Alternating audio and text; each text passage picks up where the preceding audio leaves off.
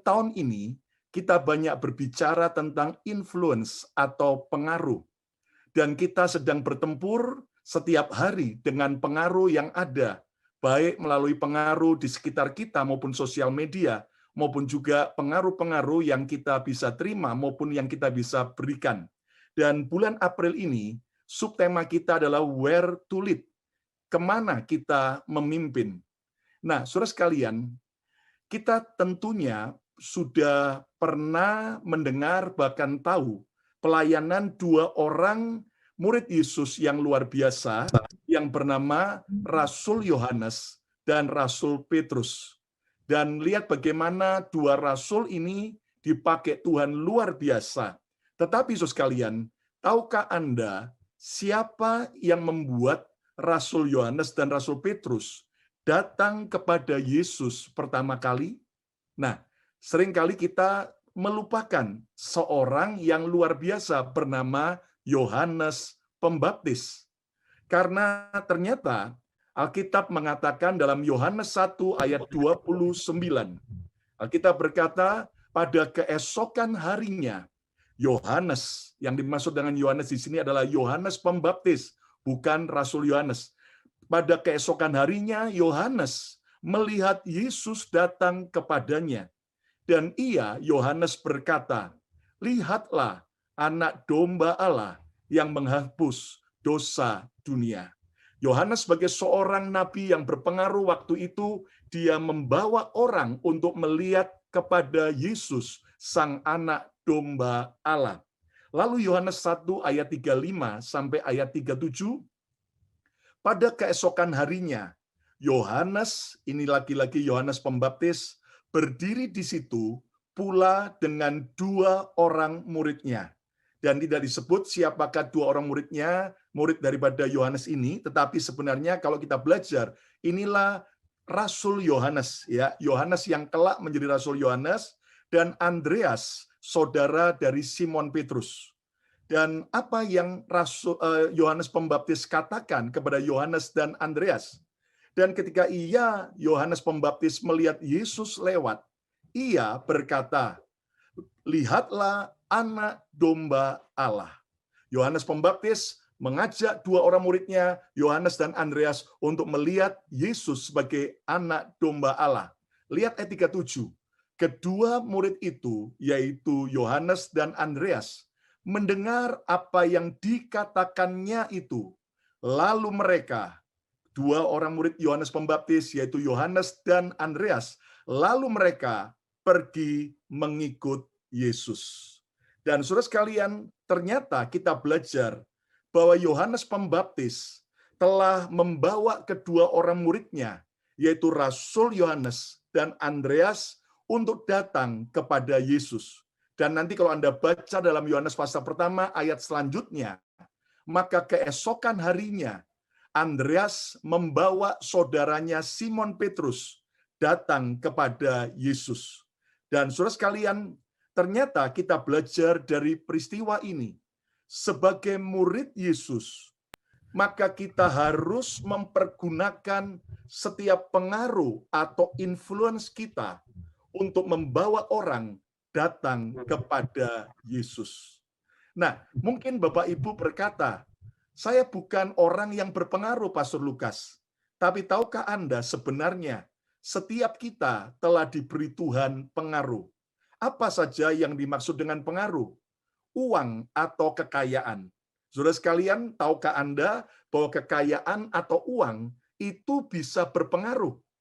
Ya, lalu juga yang dimaksud pengaruh adalah kedudukan atau jabatan. Saudara sebagai orang tua, Anda punya kedudukan sebagai orang tua, Anda punya pengaruh kepada anak-anak saudara. Saudara sebagai seorang pemimpin dalam perusahaan atau dalam pekerjaan atau dalam pelayanan, maka saudara punya pengaruh kepada orang-orang yang kita pimpin.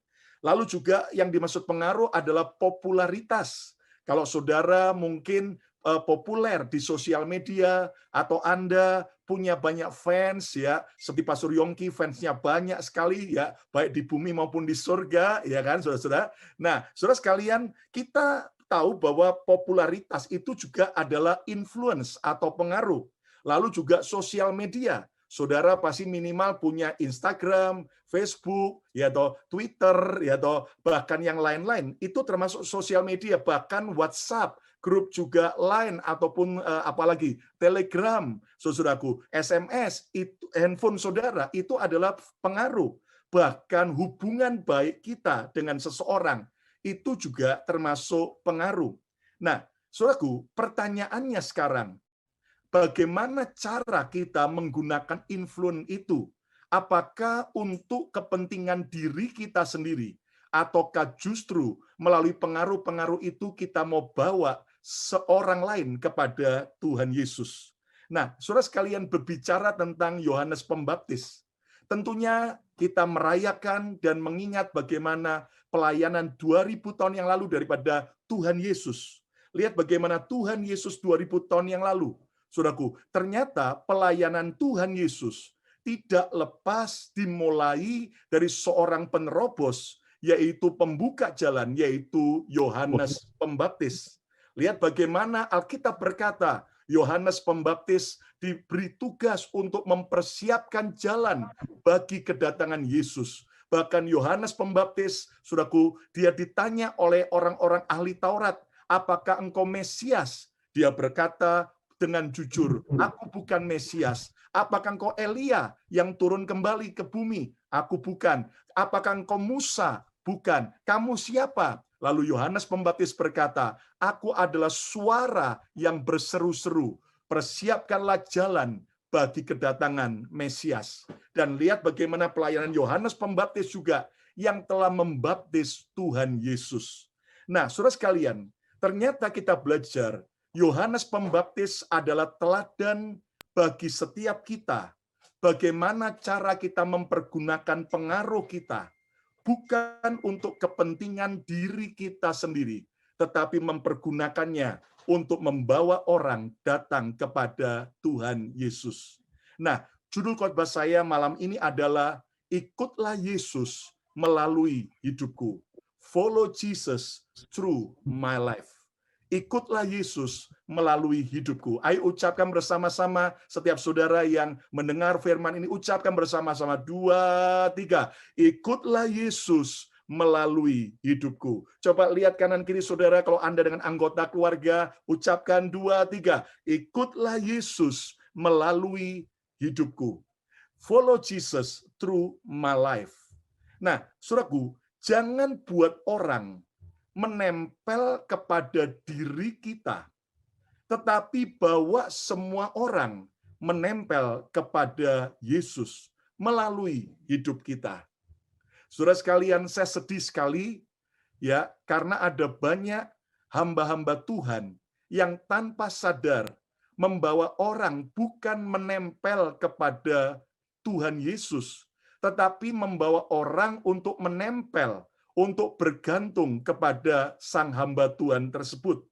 Saudara sekalian, banyak hamba Tuhan menikmati ketika orang ngefans dia, maka ketika orang kemudian menyukai dia, maka banyak orang akhirnya melupakan diri dan membawa pengaruh itu untuk kepentingan dirinya sendiri. Nah, ingat bagaimana kita harus membawa orang melalui pengaruh dalam diri kita kepada Tuhan Yesus. Nah, kita tahu tentang perumpamaan Yesus, yaitu tentang bendahara yang tidak jujur. Saudara sekalian, lihat bagaimana Yesus mengisahkan Tuan itu mempercayakan harta milik tuannya kepada sang bendahara. Tapi ternyata sang bendahara misuse, salah menggunakan, bukan untuk kepentingan tuannya, tetapi untuk kepentingan dirinya sendiri. Hari ini, saudara sekalian, kita diperingatkan oleh Tuhan melalui ilustrasi ini. Jangan sampai kita seperti bendahara yang tidak jujur ini, yang akhirnya, saudaraku, dipecat dari jabatannya oleh tuannya. Setiap kekayaan yang Tuhan beri buat kita, setiap pengaruh, kedudukan, setiap popularitas, setiap jabatan, apapun bahkan talenta kita, ingat baik-baik, jangan gunakan untuk membuat orang menempel kepada diri kita, tapi buat orang datang kepada Yesus, bergantung kepada Yesus, dan bukan kepada kita. Ingat baik-baik, Alkitab berkata, saudaraku, terkutuklah orang yang mengandalkan manusia, tapi diberkatilah orang yang mengandalkan Tuhan. Jangan memakai Yesus untuk kepentingan kita pribadi, tetapi serahkan hidupmu, serahkan hidup saya dan saudara untuk dipakai Tuhan bagi kerajaan Yesus. Saudara-saudara, kita juga ingat peristiwa dalam kitab Ester. Ada seorang ratu yang diangkat oleh Raja Ahasiveros dari kerajaan Media Persia, yaitu Ratu Wasti. Kalau Anda baca dalam Ester pasal pertama, ternyata Ratu Wasti sibuk berpesta untuk dirinya sendiri.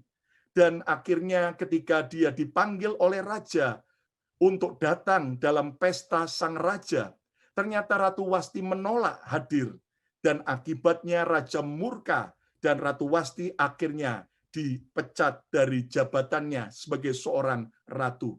Dan akhirnya Tuhan angkat seorang bernama Ester atau Hadasa yang akhirnya jadi penyelamat bagi bangsa Israel. Nah, saudaraku, Ratu Wasti ternyata menerima semua influence, menerima semua jabatan, pengaruh, menerima semua yang ada dalam hidupnya, bahkan diberi Tuhan kecantikan, bahkan diberi Tuhan, saudaraku, semua anugerah demi anugerah. Tapi sayangnya, Ratu Wasti sibuk berpesta untuk dirinya sendiri dan lupa untuk datang dalam pesta sang raja. Hari ini, saudaraku, siapapun kita, sehebat apapun kita, sekaya apapun kita, seterkenal apapun kita, sebanyak apa karunia-karunia yang Tuhan berikan buat kita, sadarlah bahwa kita harus selalu mengembalikan semuanya untuk kepentingan kerajaan Tuhan. Yohanes Pembaptis pernah berkata, biarlah aku semakin berkurang-kurang, namun dia, Yesus, semakin bertambah-tambah. Saya percaya, saudaraku, inilah yang Tuhan mau. Kemana kita membawa orang-orang yang kita pimpin? Kemana dan untuk apa influence, pengaruh Tuhan berikan? Bawalah orang yang kita pimpin kepada Tuhan Yesus.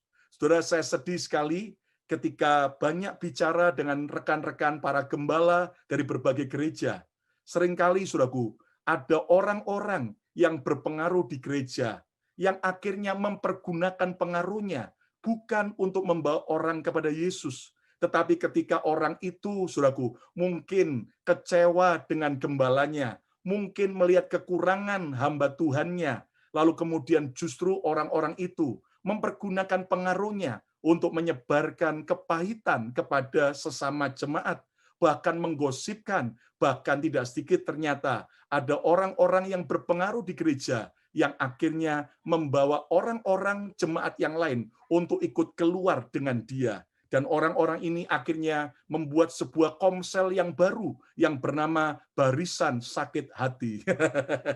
Saya percaya di BMC New York tidak ada, ya kan? Dan saudaraku, mari kita belajar, jangan pakai pengaruh kita untuk kepentingan diri kita, jangan pakai pengaruh untuk merusak, saudaraku, pekerjaan Tuhan. Jangan pakai pengaruh untuk menghancurkan, yaitu dan mempermalukan nama Yesus. Nah, pertanyaannya sekarang, mengapa kita perlu membawa orang melalui pengaruh kita kepada Yesus? Mengapa harus Yesus?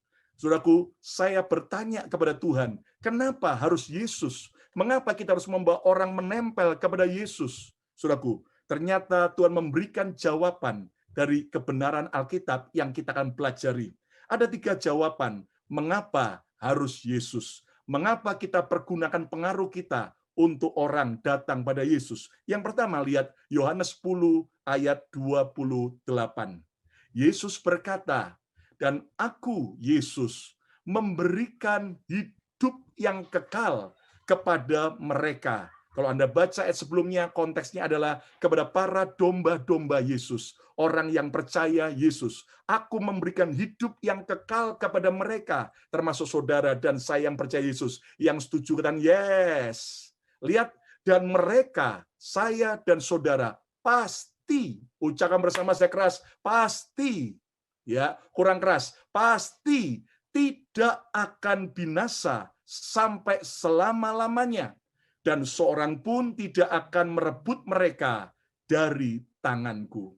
Saudara sekalian, Yesus berkata kepada setiap kita yang percaya pada Yesus bahwa kita pasti ya akan diselamatkan. Bukan moga-moga, tapi pasti.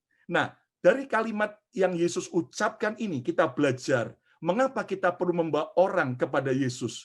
Jawaban Alkitab yang pertama, karena Yesus adalah pemberi kepastian di tengah ketidakpastian.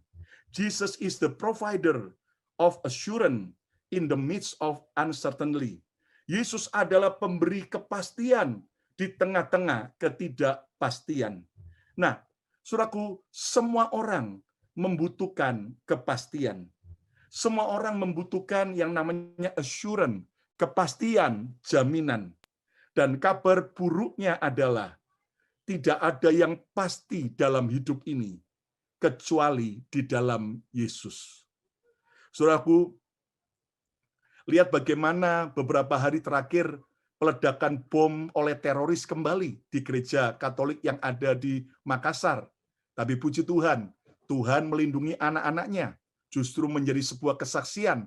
Bahkan sang penjaga gereja pun yang mencegah suami istri yang masih umur 26 tahun peledakan bom itu, saudaraku, untuk tidak masuk ke gereja, ternyata cukup dekat dengan suami istri ini. Dan suami istri ini akhirnya hancur berkeping-keping karena bom. Tapi penjaga gerejanya yang cuma dekat, ternyata hanya luka-luka ringan. Dan ada seorang jemaat gereja Katolik yang luka-luka ringan. Saya percaya bahwa mujizat Tuhan masih berlangsung. Katakan amin. Nah, saudaraku, tetapi orang berkata, oh, Indonesia tidak aman, ya kan? Lalu orang ada yang pindah ke Amerika. Nah, sekarang di Amerika ada anti Asia. Ada pemukulan, ya kan? Bahkan nenek umur 73 tahun yang di San Francisco, setelah dikebukin, untungnya dia lihat ada tongkat dan dia pukul balik. Nah, ada yang tanya sama saya, Pastor Lukas, kalau anak Tuhan boleh nggak? Ya kan? Kan Yesus berkata, jika ditempeleng pipi kanan, kasih pipi kiri, ya kan? Nah, boleh nggak kalau kita membalas? Jelas kita harus balas kejahatan dengan kebaikan. Tapi Anda tahu dalam konteks untuk membela diri, boleh nggak? Boleh. Nah, masa Pastor Yongki kalau lihat ada orang ganggu Kesia sama istrinya Pak Yongki, lalu Pak Yongki cuma kata-kata aja. Itu justru suami tidak sejati, saudara itu. Kita suami, ya jelas kita boleh defense, ya kita boleh membela diri, ya. Tapi tidak boleh benci, harus mengampuni. Katakan amin, ya kan? Di Indonesia ada teroris, di Amerika ada diskriminasi. Nah, nggak ada tempat yang aman, saudaraku. Makanya, saudaraku, Anda harus ingat ya, saudara-saudara, bahwa setiap ada bom bunuh diri, pasti sasarannya gereja. Dan rupanya mereka tahu bahwa jalan menuju ke surga harus lewat gereja. Amin. Jalan menuju ke surga harus lewat mana? Gereja. Makanya saya cuma pesankan buat saudara-saudara semua, jangan mau kalah sama teroris. Amin. Teroris saja memilih mati di gereja.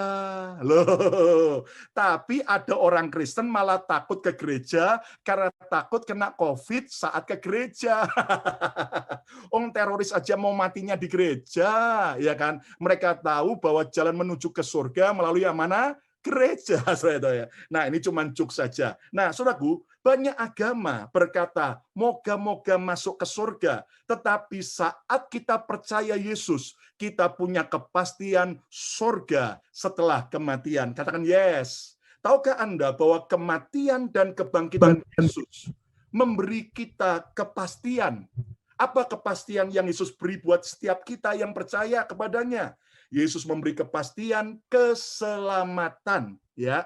Keselamatan itu adalah kepastian dalam Yesus, bukan insya Allah, bukan moga-moga, tapi pasti. Katakan yes. Lalu juga Yesus memberi kepastian tentang penerimaan, penyertaan, serta pertolongannya.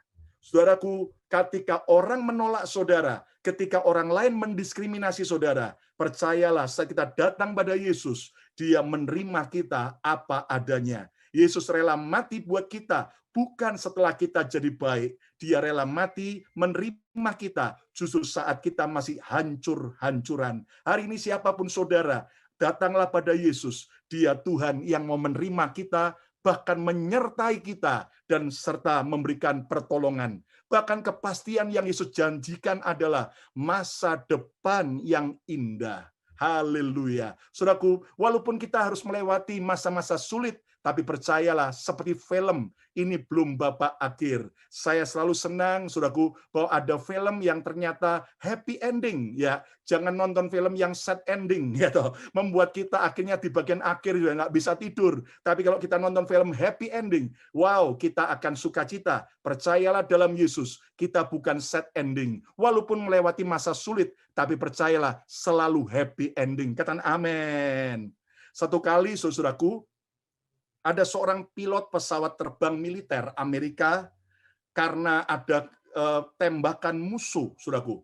Akhirnya dia menerjunkan parasutnya, dan dia akhirnya terjun dan turun di sebuah hutan di Asia. Nah, apa yang terjadi ketika tentara ini ada di tengah-tengah hutan yang sangat rimbun sekali? Lalu ia bingung bagaimana ia bisa menemukan jalan keluar. Ternyata, saudaraku, saat pilot itu turun dengan parasutnya, seorang penduduk setempat melihat kejadian itu dan segera datang menolong sang pilot dengan menebas-nebas dengan parang semak-semak yang dia lewati. Lalu waktu bertemu dengan sang pilot, pilot ini ketakutan dan berteriak, "Mana jalan keluarnya? Bagaimana saya bisa jalan keluar daripada hutan ini? Di mana jalan keluarnya?" Lalu si penolong itu balik berteriak, "Tidak ada jalan keluar. Sayalah jalan keluarnya. Ikutilah saya." Dan Anda tahu, sang pilot akhirnya mempercayai pria tersebut. Dia mengikuti pria yang menuntunnya, karena pria itu memegang parang, dan dia mulai menebas-nebas semak-semak. Dan akhirnya orang itu dan pilot itu berhasil selamat dan keluar dari hutan tersebut. Kita tahu bahwa, saudaraku, Tuhan Yesus 2000 tahun yang lalu, dia sudah turun ke dunia buat saudara. Dia sudah membuka jalan buat kita. Dia sudah mati buat kita di kayu salib. Maka Yesus berkata, "Akulah jalan, ikutlah Yesus." Maka saudara dan saya beroleh kepastian selamat. Katakan amin. Nah, bagaimana cara menerima kepastian dari Yesus? Percayalah Yesus sebagai Tuhan dan Juru Selamat. Bukan cuma sekedar mengaku Yesus Tuhan di mulut dan di hati, tapi benar-benar jadikan Yesus sebagai penguasa, sebagai raja, pemerintah dalam hidup saudara. Lalu mempercayakan diri saudara kepada Yesus. Jangan percaya dirimu sendiri, karena engkau akan bisa terjebak kepada kesombongan. Tapi ketika engkau mempercayakan dirimu kepada Yesus, maka saudara akan dibawa kepada satu kemenangan, kepada kemenangan yang lebih dahsyat. Bahkan berjalan dalam kepastian bersama Yesus. Saudaraku, di dalam Yesus ada kepastian. Dia adalah jalan kepastian. Dia pemberi kepastian di tengah-tengah ketidakpastian. Dan jangan pernah Anda terus hidup dalam ketidakpastian. Percayalah bahwa assurance is the fruit of faith. Jaminan atau kepastian adalah buah dari iman. Berjalanlah dalam iman dengan Yesus setiap hari, melewati pandemik yang tidak pasti kapan selesainya. Tapi percayalah bersama Yesus, kita akan berjalan dalam kepastian. Masa depan kita selalu indah, cemerlang bersama dengan Tuhan. Kita beri tepuk tangan yang meriah bagi Tuhan Yesus. Haleluya. Yesus adalah pemberi kepastian di tengah-tengah ketidakpastian. Yang kedua, mengapa kita perlu membawa orang kepada Yesus melalui pengaruh kita? Yohanes 8 ayat 31 sampai 32. Saudaraku, maka katanya, kata Yesus kepada orang-orang Yahudi yang percaya kepadanya, "Jikalau kamu tetap dalam firman-Ku, kamu benar-benar adalah murid-Ku." Ayat yang ke-32. "Dan kamu akan mengetahui kebenaran, dan kebenaran itu akan memerdekakan kamu." Kebenaran itu akan memerdekakan kamu. Then you will know the truth, and the truth will make you free. Lihat bagaimana ada sebuah kuasa yang memerdekakan hidup kita, yang Yesus tawarkan. Melalui apa? Melalui kebenaran yang Dia berikan. Yang pertama tadi, mengapa Yesus? Karena Yesus adalah pemberi kepastian di tengah ketidakpastian. Yang kedua, karena Yesus pemberi kebenaran di tengah ketidakbenaran. Yesus pemberi kebenaran di tengah ketidakbenaran. Jesus is the provider of truth in the midst of untruth. Saudaraku, kebenaran itu ibarat lampu di tengah-tengah kegelapan. Kebenaran itu ibarat rambu-rambu lalu lintas yang bukan mengekang kebebasan kita, tetapi justru mengamankan dan menyelamatkan perjalanan setiap kita. Saudaraku, Yesus bukan hanya jalan, tetapi Yesus adalah sang kebenaran. Nah, tahukah Anda bahwa Yesus adalah sumber kebenaran yang akan membenarkan kita serta mengajar kita hidup di dalam kebenarannya. Saudaraku, lihat bagaimana Yohanes Pembaptis. Dia berani khotbah untuk supaya orang bertobat dan datang kepada Yesus. Bahkan dia menegur ahli-ahli Taurat yang munafik bahwa mereka seperti ular beludak. Kalau mereka tidak bertobat, maka mereka akan seperti pohon yang akan ditebang oleh kapak. Saudaraku, lihat bagaimana Yohanes Pembaptis berani memberitakan kebenaran untuk orang hidup di dalam kebenaran Yesus. Bahkan Tuhan Yesus menetapkan standar kebenaran, sebab Dia adalah sang kebenaran. Yesus selama Dia melayani di dunia, Yesus sangat memusuhi kemunafikan dari ahli-ahli Taurat yang tahu kebenaran, tetapi tidak melakukan kebenaran. Nah, jelas sebelum kita memimpin orang kepada kebenaran Yesus, sang kebenaran sejati itu, maka kita dulu yang harus menjadi pelaku dan menghidupi setiap kebenaran yang Yesus ajarkan. Bagaimana cara menerima kebenaran dari Yesus? Kita harus open-minded, pikiran terbuka, punya pikiran yang terbuka bagi kebenaran Alkitab. Saudaraku, seringkali apa yang Alkitab tulis dan ajarkan berbeda dengan apa yang kita inginkan. Nah, di sini kita tidak boleh menutup pikiran kita, tetapi justru membuka pikiran kita, membuka hati kita bagi kebenaran Alkitab. Saudaraku, contohnya, ketika saudara disakiti, dilukai oleh seseorang, dikhianati, dikecewakan, apakah kita justru mau mengampuni ataukah terus dendam? Balaslah kebencian dengan kasih dan keadilan. Saudaraku, jangan balas kebencian dengan kebencian. Karena kalau kita membalas kebencian dengan kebencian, maka akan ada sebuah lingkaran setan yang akan terus berkepanjangan. Seperti di film kungfu yang kita lihat. Lihat film kungfu, isinya mesti balas dendam, ya kan? Papanya dibunuh oleh musuhnya, ada satu anaknya sembunyi di bawah meja. Sang anak nanti besar, belajar kungfu, balas si pembunuh ayahnya. Lalu si pembunuh, orang yang dibunuh itu punya anak, lalu nanti besar, balas dendam sama pembunuh ayahnya. Lihat, nggak selesai-selesai. Kita harus balas kebencian dengan kasih dan kebaikan, tapi juga keadilan. Kalau saudara menjadi korban kejahatan, saudara jangan ragu untuk melaporkan kepada aparat pemerintah, kepada kepolisian. Kenapa? Karena kita percaya bahwa Tuhan memberikan pemerintah untuk menegakkan keadilan. Tetapi jangan kita benci, jangan kita dendam. Nah, saudaraku, kita harus juga membuang semua pembenaran diri kita sendiri.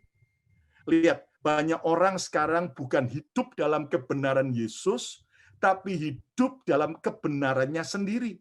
Dia cari ayat-ayat pendukung untuk membenarkan diri sendiri. Oh, kalau aku nggak memberi perpuluhan, kan nggak ada di perjanjian baru. Siapa bilang? Ternyata di Matius 23:23, saudaraku, NLT version berkata, you should tithing, ya, kamu harus memberi perpuluhan. Itu yang Yesus katakan. Ada orang mencari alasan, oh saya boleh saja, kalau sudah nggak cocok, udah lebih baik cerai saja dari suami atau istri saya cari boleh saja. Saudaraku, tetap apapun terjadi, saudaraku, walaupun ada banyak orang yang kawin cerai, mari kita tetap tidak hidup dalam pembenaran diri kita sendiri, tapi kita hidup dalam sebuah kebenaran firman, bahwa apa yang telah disatukan tidak boleh diceraikan.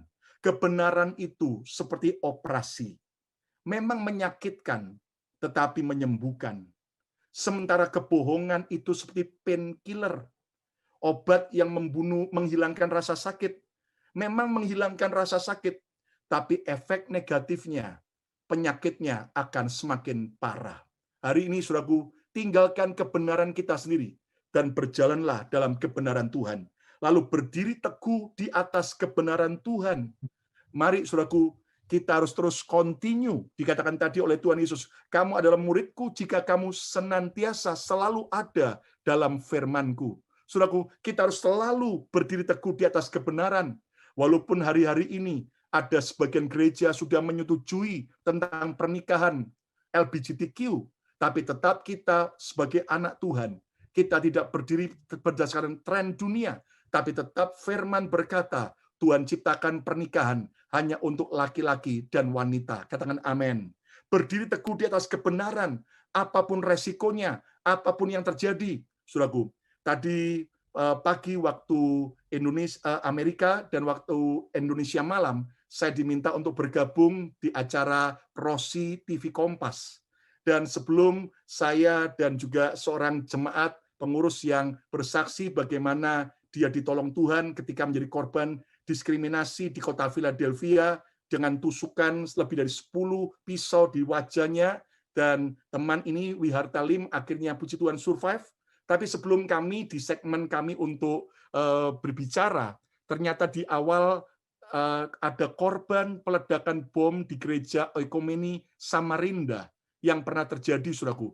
Dan ternyata ada saudaraku, sebuah keluarga yang punya 2 orang anak, satu anaknya mati, yang satunya luka-luka bakar, dan akhirnya puji Tuhan anak yang luka bakar berhasil bisa, saudaraku, yaitu survive, walaupun ada beberapa tanda-tanda dari luka bakarnya, tetapi anak ini, saudaraku, diajar oleh ibunya untuk tidak boleh membenci sang peledak bom itu, tapi harus mengampuni, dan dia harus berdiri teguh atas firman Tuhan. Bahkan akhirnya tadi, saudaraku, oleh Rosi, anak ini diminta untuk nyanyi, dan dia nyanyi tentang salib Kristus. Dan saya sendiri dan banyak orang tidak tahan segera menangis. Kenapa? Karena percayalah, saat kita berdiri teguh di dalam kebenaran firman Tuhan, saudaraku, walaupun kita melewati masa-masa penderitaan, ujung-ujungnya hidup kekal dan hari depan yang penuh harapan. Saya juga ditanya oleh seseorang yang percaya Tuhan, Pastor, di New York hari Minggu kemarin ada pemukulan kembali terhadap orang Asia. Padahal dia mau ke gereja, tapi sebelum ke gereja dia pergi dulu ke sebuah tempat toko untuk beli sesuatu, tapi justru dia dipukul. Kenapa kalau Tuhan baik? Mengapa orang Kristen yang mau ke gereja ini tidak dicegah oleh Tuhan, dihindarkan Tuhan dari pemukulan?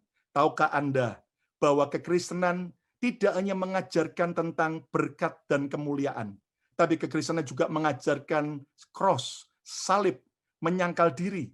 Dan Anda tahu bahwa gereja BMC kita seimbang mengajarkan antara salib dan kemuliaan, antara penderitaan dengan berkat. Tahukah Anda kalau saudara sedang melewati masa-masa penderitaan, jangan pernah putus asa. Tetaplah berdiri teguh dalam kebenaran Yesus, karena akan tiba waktunya di balik salib akan ada kemuliaan. Tetapi jangan Anda lupakan ketika saudara sudah ada di sisi kemuliaan, saudaraku, karena tetap kita harus sadar ada jalan salib yang kita harus lewati. Gereja yang seimbang adalah gereja yang tidak hanya mengajarkan berkat, tetapi juga mengajarkan salib. Gereja yang seimbang tidak hanya mengajarkan salib, lalu kemudian memusuhi kelimpahan maupun kemakmuran, karena sebenarnya berkat itu adalah akibat setelah kita melewati masa-masa penderitaan. Itu sebabnya jangan pernah saudara putus asa. Jangan pernah Anda kecewa ikut Yesus.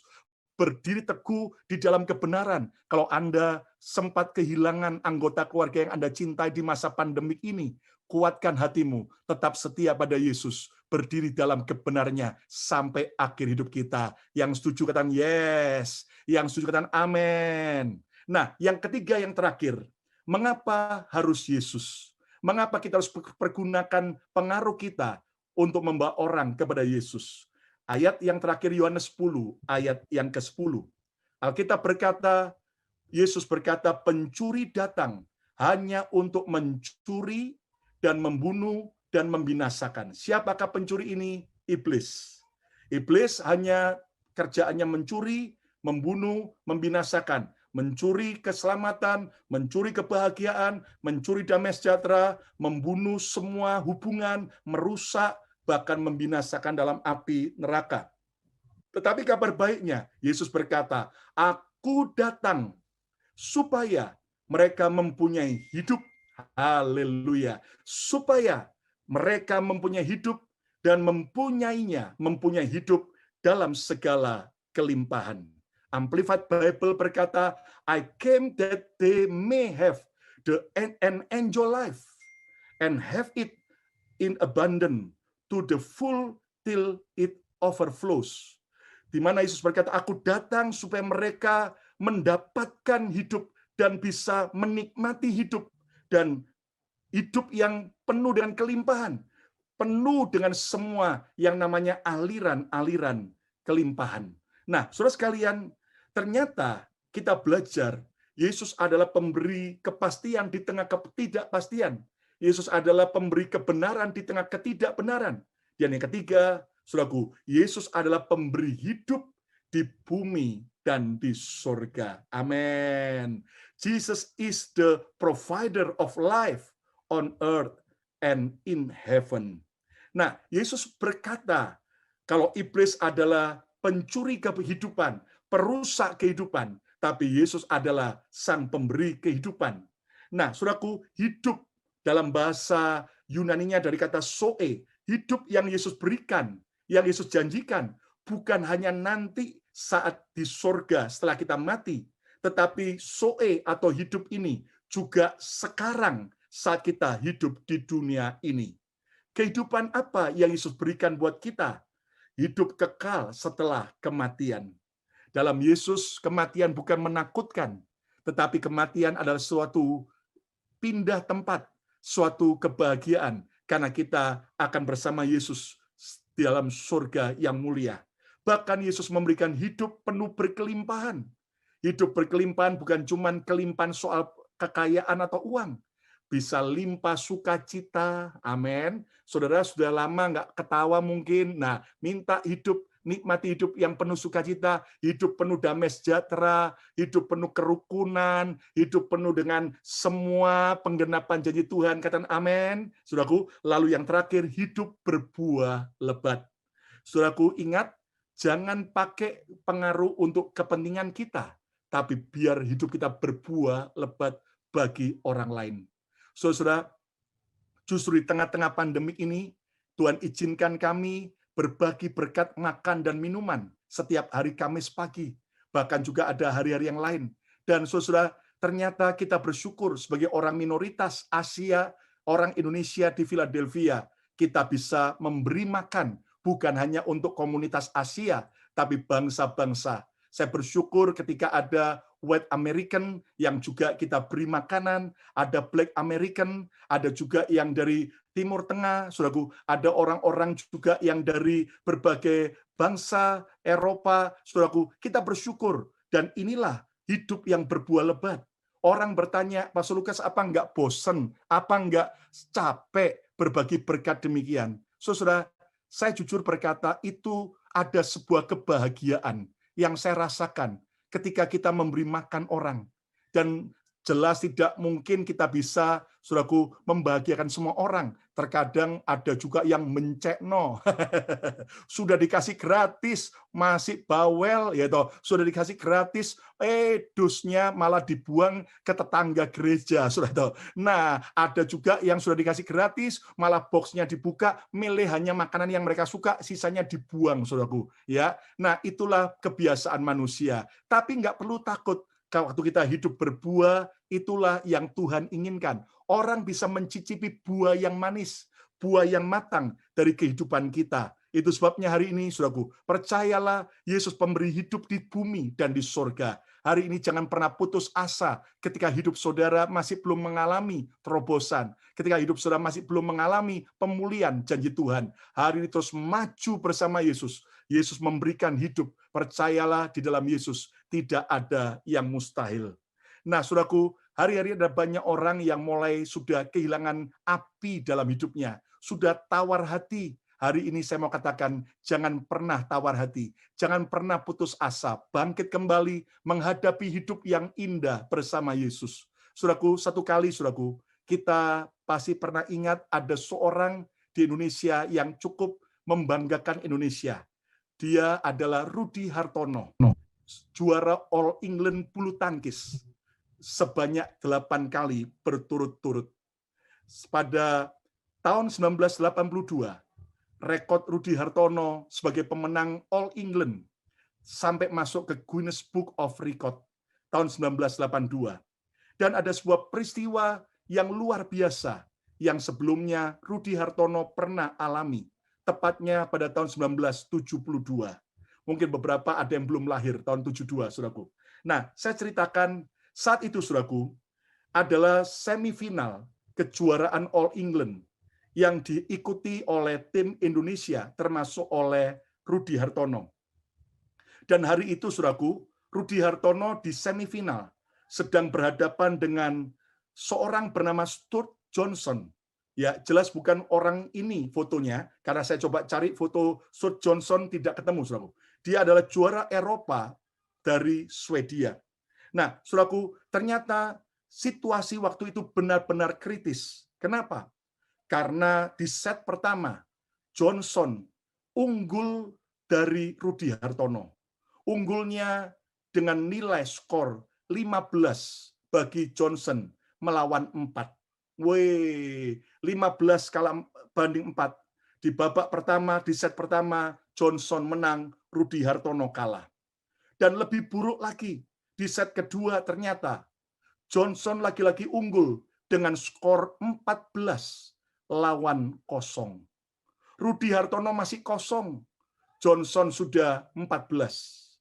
Saudaraku, maka pada waktu itu, saudaraku, siaran televisi yang ada di Indonesia cuma TVRI dan juga radio RRI. Maka semua reporternya sudah pasrah karena tinggal 1 angka lagi, tamatlah Rudi Hartono. Tetapi, saudaraku, ketika tiba-tiba para reporter itu teriak, Alhamdulillah, semua kaget. Ya, kalau kita orang Kristen, puji Tuhan, praise the Lord. Ternyata penyiar RRI berteriak, shuttlecock berpindah ke tangan Rudi Hartono sekarang. Dan Anda tahu, ketika Rudi Hartono memegang shuttlecock untuk memulai untuk menservis, maka Rudi Hartono berkata, aku ingin 1 angka saja. Aku ingin 1 angka saja. Dan ternyata betul Rudi Hartono menservis bola kok itu dan dia main sebaik mungkin. Dan ternyata Rudi mendapat 1 angka kemenangan. Skor berubah menjadi 1-14. Maka ketika Rudi mulai kembali mau menservis, dia teriak, aku ingin 1 angka lagi. Dan ternyata akhirnya angka berubah 2 lawan 14. Dan selalu akhirnya Rudi sebelum dia menservis bola kok itu, dia selalu berkata, aku ingin 1 angka lagi. Dan ternyata itu terus berlanjut sampai akhirnya kedudukan 14 lawan 14. Wow, orang-orang kaget sekali. Dan Anda tahu, Rudi terus berkata, aku ingin 1 langkah lagi, 1 angka lagi. Dan akhirnya Rudi Hartono berhasil memenangkan set kedua dengan angka 17-14. Semua orang yang mendengarkan dari Indonesia berteriak sangat senang. Dan Anda tahu akhirnya, saudaraku, ternyata di set yang ketiga, Rudi Hartono selalu berkata sebelum dia mulai menservis bola, aku ingin satu angka lagi. Aku ingin satu angka lagi. Dan Anda tahu di set terakhir, set ketiga, Rudi Hartono menang 15-0. Saudaraku, luar biasa. Di akhirnya, saudaraku, Rudi Hartono maju ke semifinal, ke final, melawan finalis dari Denmark. Dan akhirnya Rudi Hartono pada tahun 1972 itu, untuk pertama kalinya dia menang dalam juara All England. Nah, sampai lawan Rudi Hartono berkata demikian. Dari Malaysia berkata, jika melawan Rudi Hartono, jika belum mencapai angka 15, berarti kita belum menang. Sudah tahu apa artinya? Rudi Hartono, walaupun kedudukan sudah 14-0, tapi dia tidak putus asa. Dia berkata, aku ingin satu angka lagi. Dan akhirnya, angka demi angka dia dapatkan, dan dia menjadi maestro pemenang All England berturut-turut sebanyak 8 kali. Hari ini, saudaraku, mungkin ada saudara yang sedang punya beban berat, hidup dalam dosa, engkau sedang mengalami kejatuhan yang parah, engkau sudah jauh dari Tuhan. Jangan kembali saudara putus asa. Seperti Rudi Hartono, bangkit kembali bersemangat. Satu angka lagi, aku pasti menang. Ucapkan bersama Tuhan, ucapkan pada dirimu, aku mau bangkit. Satu hari ini, aku pasti menang bersama Yesus. Besok ucapkan lagi, satu hari ini aku pasti menang bersama Yesus. Tiap hari ucapkan, satu hari lagi aku pasti menang bersama Yesus. Maka saudara akan menikmati hidup yang sejati, yang Yesus janjikan. Kita akan keluar lebih daripada pemenang dalam kehidupan ini. Kesimpulannya, tujuan utama Tuhan memberi kita pengaruh adalah untuk membawa semua orang datang kepada Yesus. Tuhan memberikan kita jabatan, kedudukan, kekayaan, keuangan, bahkan popularitas, bahkan semua sosial media kita. Ingat baik-baik, gunakan untuk membawa orang datang kepada Yesus. Mengapa harus Yesus? Yang pertama, karena Yesus memberi kepastian di tengah ketidakpastian. Yang kedua, Yesus pemberi kebenaran di tengah-tengah ketidakbenaran. Dan yang ketiga, Yesus pemberi hidup di bumi dan di surga. Hari ini, saya percaya siapapun kita yang menyaksikan program ini, Tuhan mau agar saudara mendapat kepastian dari Yesus, agar saudara mendapatkan kebenaran dari Yesus, agar kita menikmati hidup yang sejati dalam Yesus. Bukalah hatimu, terimalah Yesus, datang pada Yesus. Dia membuka tangannya untuk mengasihi kita. Sebelum kita berdoa lebih lanjut dan sebelum kita menerima pengurapan dari Tuhan, mari kita bersama-sama naikkan sebuah pujian ini di hadapan Tuhan.